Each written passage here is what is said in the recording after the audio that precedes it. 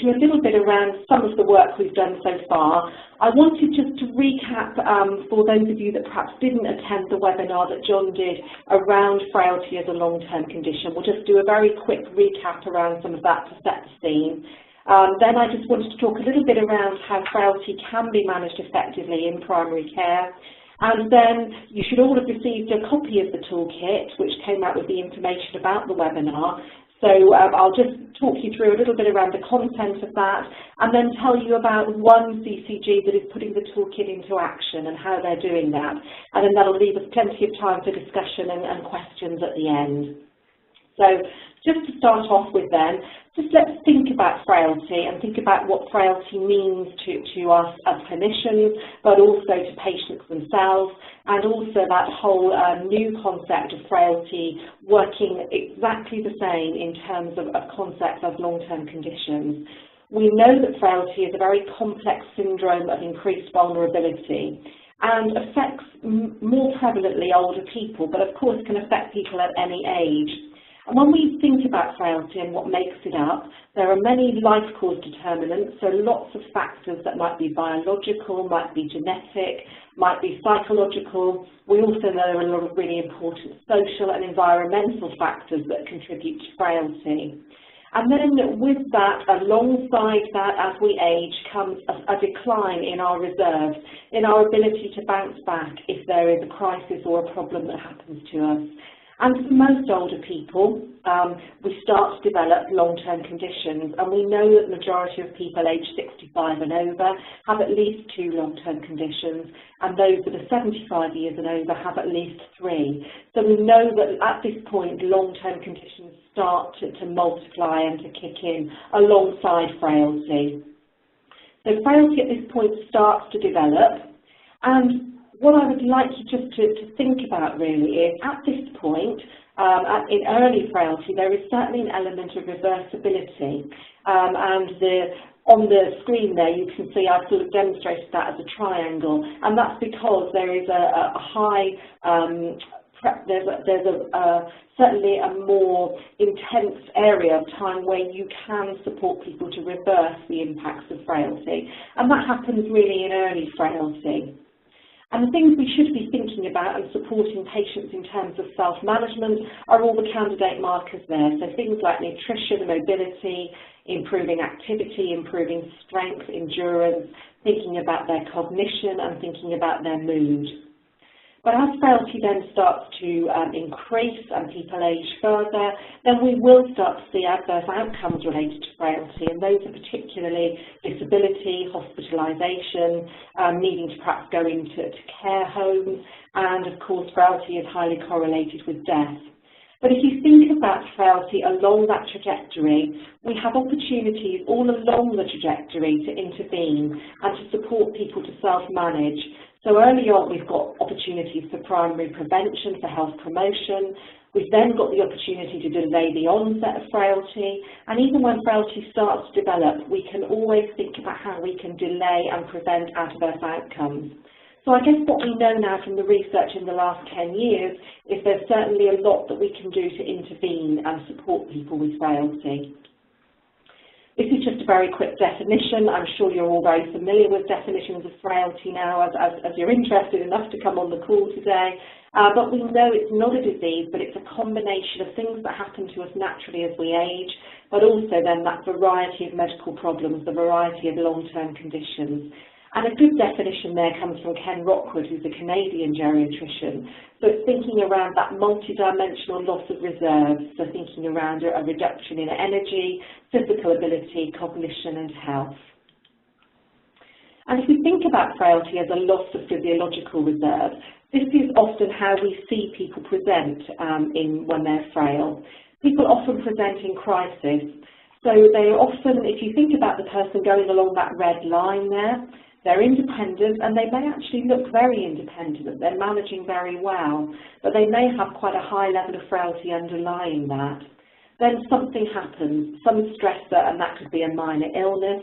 It could be that as a clinician we add in another medication. It could be a change in their social circumstances. And what people find is they very quickly dip below that line into needing help and support. And this is often how people present in crisis and needing that help and support, maybe to an A&E department or maybe to their GP at that point of crisis. But what we are arguing within NHS England is that maybe we could think about intervening that much earlier before that crisis happens. Now, on the slide you've got a definition of a long-term condition, and we're arguing that frailty can be thought of in exactly those terms, because we know it's very common.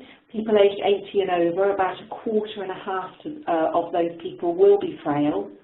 We know it's progressive. It takes up to 5 to 15 years to develop. So while people often present in crisis, frailty actually shouldn't be a surprise to any of us. It's progressive and the signs are there. It does have episodic deterioration, so those crises do occur, and that may be things like having increased falls, suddenly people aren't able to move around as they were, or perhaps they're more confused than they were. We do know there are preventable components. I've already told you some of those, and we do know that it impacts highly on people's quality of life and is incredibly expensive in terms of health and social care. So our argument is that we could really start to think around frailty as a long-term condition because of all of these issues.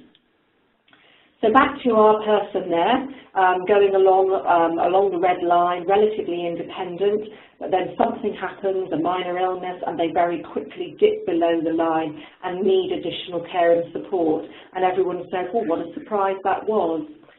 If we think back maybe 10 years before that happened, or even 2 years before that happened, or even 1 month before that happened, the clues were certainly there. Now, maybe 10 years ago, that person was saying, I'm not as steady on my feet as I was, and they might not be saying that to clinicians, but they might well be saying that to their friends and their family. Maybe 2 years before the crisis happened, perhaps that person's relative was saying, my dad's really slowing down, everything's taking longer than it used to, it takes him an hour to get dressed in the morning. I just don't understand why he's slowing down that way. And maybe a month before that happened, perhaps the carers that were caring for this person were saying he's a fall waiting to happen. So what I'm arguing is that often there are clues to frailty, but we don't recognise them and we don't see them as important, but also at times that we could intervene and support that person to manage effectively, to delay or reverse the effects of frailty. This is a diagram from the original work that was done into the electronic Frailty Index, which is a case-finding tool which is being developed for primary care and being developed by my colleague John Young and his colleague Andrew Clegg at Leeds University. And what this diagram there that you're seeing on your slide shows you are frail patients categorised into fit, mild frailty, moderate frailty and severe frailty. And over a 5-year time span, you can see how many of those people are still alive, those that are mildly frail, moderately frail.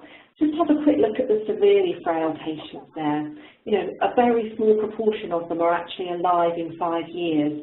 But do we think at that point that they require end-of-life planning? We might be starting to have the conversations with them about advanced care planning and what their wishes would be approaching the end of their life. So it's around perhaps recognising the stage of frailty that people are finding themselves at. But what we've also been able to do then is plot the interventions that might be effective at each level of frailty.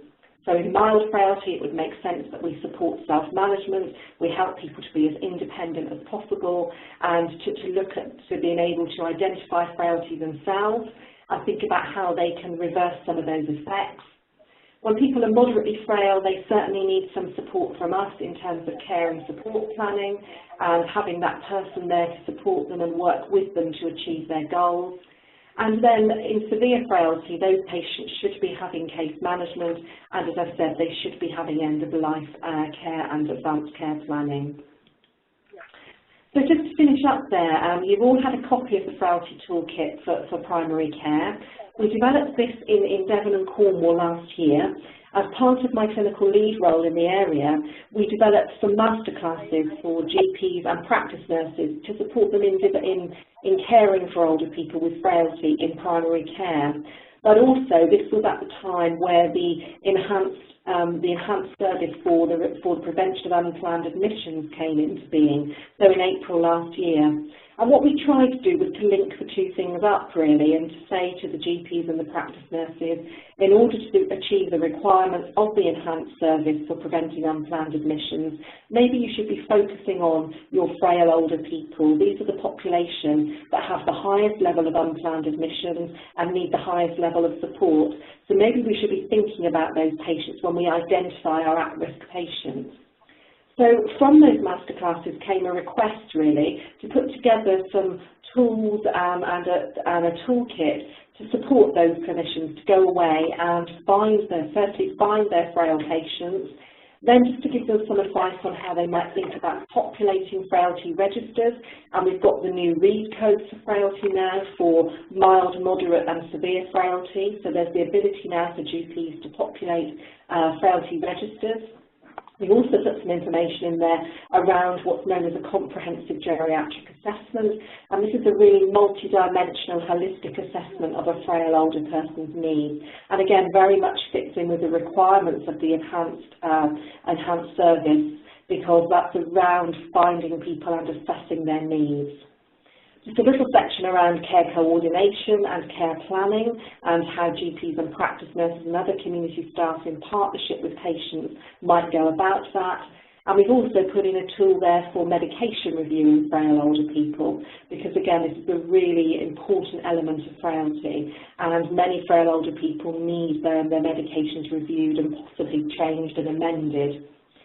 So we developed that tool locally, and then because of my national work as clinical lead for frailty, I felt it was really important, if we could, to share that work more widely, and that's why I'm really delighted that the toolkit is now on the NHS IQ website and available for all to use if they want it. So I just really wanted to finish off just with a couple of minutes just to tell those of you that might be interested about one example of how the toolkit is being put into practice.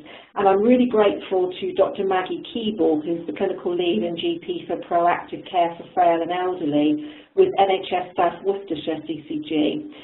Maggie and I have been in touch, and she's been able to use the toolkit in some of their plans they have for 2015-2016. So what they're planning to do there in South Worcestershire is to encourage GPs and practice nurses and other community staff to recognise, code and stratify people with frailty, with the view for the patients that are on the at-risk of unplanned admissions register becoming a frailty register. So they have some proposals which are under discussions with their LMC and their area team representatives, and what they're hoping to do now is test that out with an early adopter practices. They're calling it DES Plus, really, DES Plus for frailty, so that practices have some additional incentive to focus this work on frail patients. So what they're hoping to do really is to use the screening tools in the toolkit to find their patients. They'll then populate their frailty registers, coding them into mild, moderate and severely frail, and then they'll be assessed using proactive care assessment, using the domains of the comprehensive geriatric assessment and putting in place personalised care and support plans. So that's happening now in that area, and I'm aware of a couple of other areas which are also doing similar things. So it might be useful to think about that perhaps in the areas that you're in and how that might work for you. So that's the end of my slide.